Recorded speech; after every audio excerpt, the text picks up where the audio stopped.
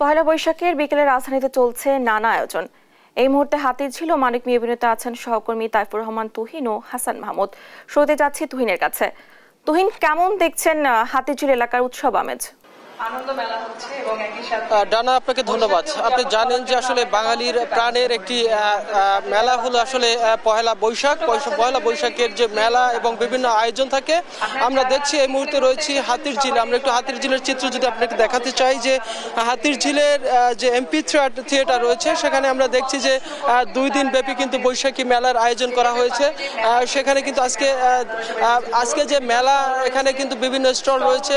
আমরা দেখছি যে আসলে রাজধানীর বিভিন্ন শ্রেণী পেশার মানুষ কিন্তু এখানে এসছেন এবং ঘুরে ঘুরে তাদের যে আনন্দ সেটি উপভোগ করছেন। আপনারা জানেন যে আসলে সকালে কিন্তু আসলে পহেলা বৈশাখের যে আনন্দ র্যালি হয়েছে, সেখানেও অসংখ্য মানুষ অংশগ্রহণ করেছে। তারপরে বিকাল নাগাদ আমরা দেখেছি যে আসলে সব পরিবারে আসলে ঘুরতে বের হয়েছেন।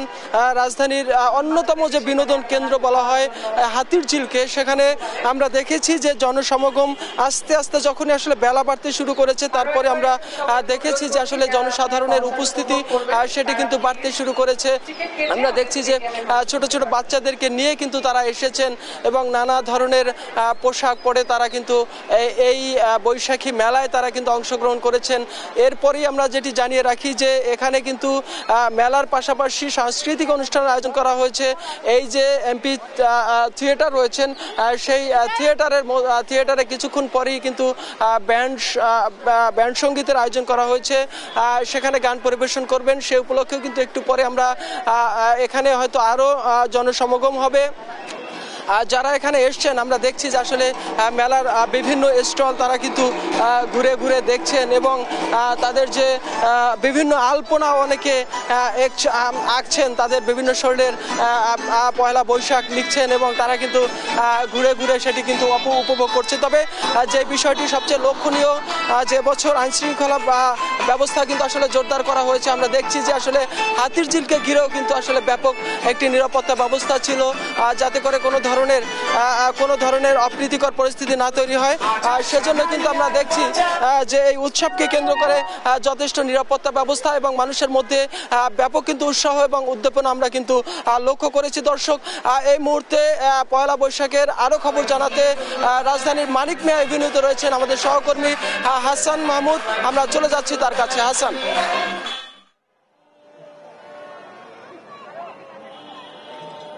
তুহিন, আপনাকে ধন্যবাদ। যেমনটা বলছিলেন যে বৈশাখের যে আয়োজন, সেটি কিন্তু এবারের যে আয়োজন অত্যন্ত চমৎকার এবং রঙিন বর্ণিল আয়োজন কিন্তু আমরা দেখতে পাচ্ছি।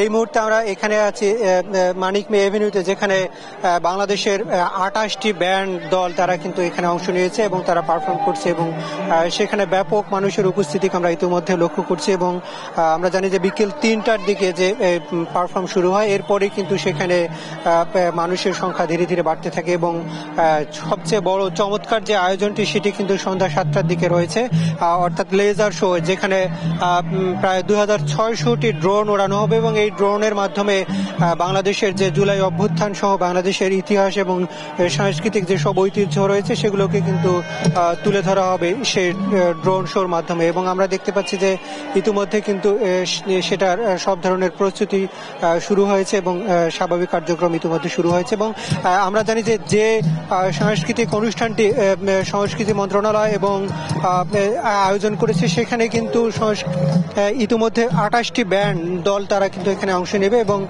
বাংলাদেশের অপর সমস্ত ব্যান্ড দল কিন্তু সেখানে অংশ নিচ্ছে।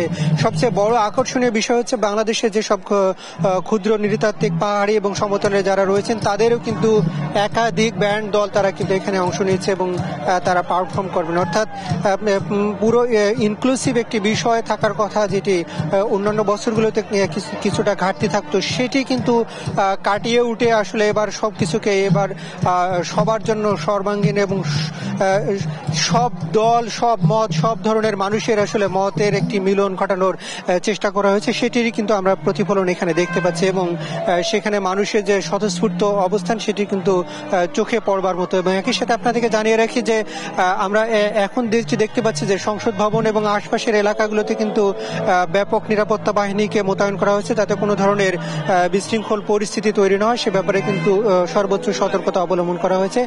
আমরা কিছুক্ষণ পরে হয়তো দেখতে পাবো যেখানে সাংস্কৃতিক উপদেষ্টা তিনি কিন্তু আসবেন এবং যেহেতু ব্যান্ড দলগুলো ইতিমধ্যে পারফর্ম শুরু করেছেন এবং তাদের কার্যক্রম কিন্তু ইতিমধ্যে শুরু হয়েছে, সেটি সন্ধ্যা 7টা পর্যন্ত চলবে। এবং আমরা দেখতে পাচ্ছি যে বাংলাদেশে যে চায়না দূতাবাস রয়েছে সেই দূতাবাসের আয়োজনে কিন্তু এই যে ড্রোন শোটি সেটি কিন্তু আর কিছুক্ষণ পরে শুরু হবে, অর্থাৎ সন্ধ্যা 7টার দিকে সেটি শুরু হওয়ার কথা রয়েছে। সেখানে জুলাই অভ্যুত্থানের ইতিহাস যেমন তুলে ধরা হবে তেমনি বাংলাদেশের সাংস্কৃতিক যে সব ঐতিহ্য রয়েছে সেগুলো কিন্তু তুলে ধরা হবে।